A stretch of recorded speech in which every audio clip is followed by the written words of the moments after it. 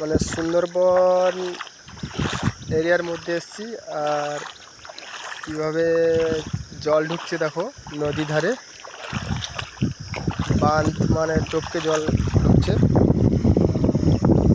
কীভাবে দেখো।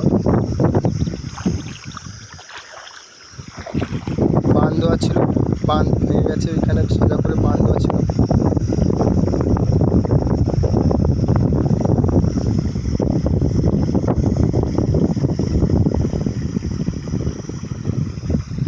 জলের স্রোতটা দেখো।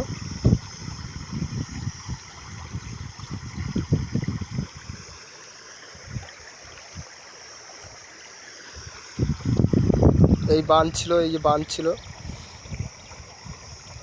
এই যে এরিয়ার বাঁধ ছিল, এই বাঁধটা ওখান থেকে ভেঙে গেছে।